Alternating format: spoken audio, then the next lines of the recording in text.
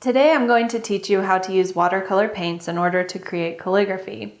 Now I think watercolor calligraphy is one of the coolest things you can do with a dip pen, and I think that for a few reasons.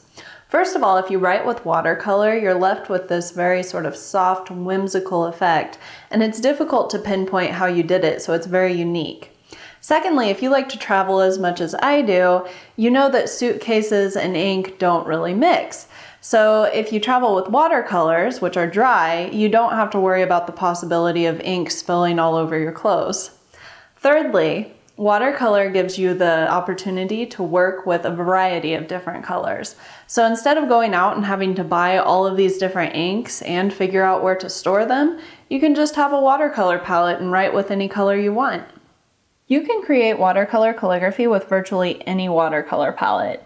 If you're making a piece to sell or to give as a gift, I would use artist grade paint so your finished work is archival, but otherwise you can use whatever paint you have on hand. To start, you'll need a watercolor palette, water, a calligraphy pen fitted with your preferred nib, and a paintbrush between size 1 and size 3. You can see that most paintbrushes have a number somewhere, and that tells you the size.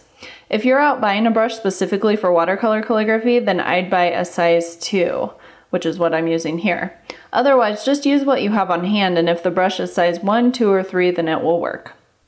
Use a spoon or a syringe to put a bit of water on the surface of the paint or the paints that you plan on using for calligraphy. Let the water sit for a minute to soak up the paint a bit, then use your brush to stir the watercolor up. You're looking for an inky consistency, so a consistency that's similar to whole milk. Once you've achieved that inky consistency, go ahead and use your brush to load some of that watercolor onto the back of your calligraphy nib. Now you can see that I'm using the side of the nib to encourage the excess off of the brush. If it looks like you've got a lot of watercolor on the back of that nib, just go ahead and give the nib a firm shake over your art water to encourage the excess off. Now once you've got that watercolor on your nib, you can write with it just as you would with any other ink.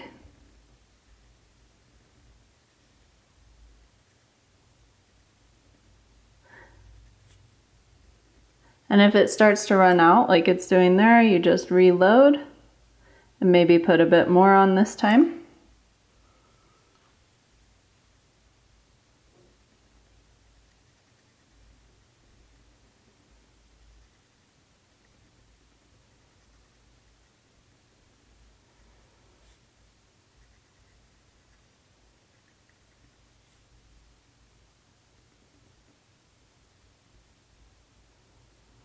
And that's how you do it. So the technique that I just showed you is great for writing with one color. The really cool thing about watercolor calligraphy though is you can actually blend colors within the nib. And that's going to give you this really neat ombre effect. To blend watercolors in the nib, you're going to pick two colors that go well together, like yellow and red, turquoise and brown, or green and blue, just to name a few. I'm going to use yellow and red in this example, and as you can see, I've switched out my palette and my pen just to show you the versatility of watercolor calligraphy. So if you have these two tones, first you're going to choose one of the tones, it doesn't matter which. So I'm going to pick yellow first.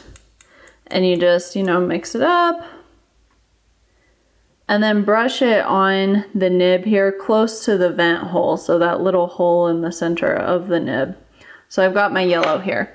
Then you're going to just sort of swish your brush around in the water to get the yellow off, and then go back and get the red.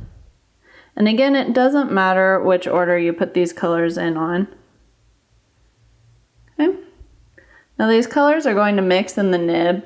To encourage mixing and to get the excess off, you can give it a firm shake over your art water, make sure the excess is off, and then you just start writing.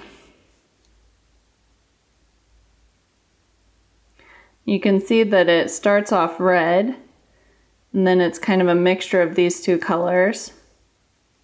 And some areas look more red than yellow. And then since this is a smaller nib than the Nico G, which was the nib that we used before for just the blue, we're going to need to wipe on the paint a little bit more frequently.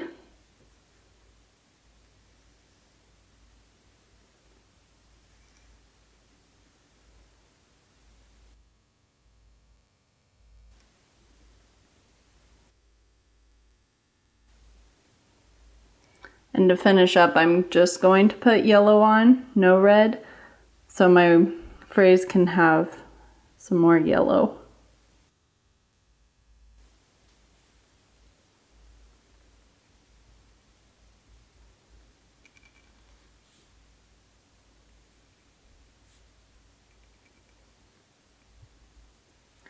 And that's how you do it.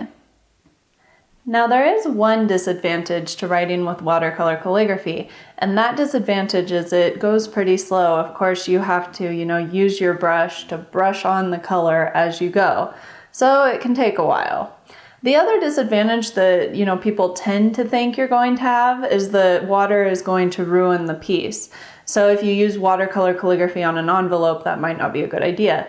I actually disagree with that. Granted, I live in a very dry climate, but I think that if you get your envelope wet enough for the watercolor to run, you've probably got bigger problems like, ruined contents. However, if you're worried about that, you can always waterproof the paper after you create the calligraphy, and you can learn how to do that at this link.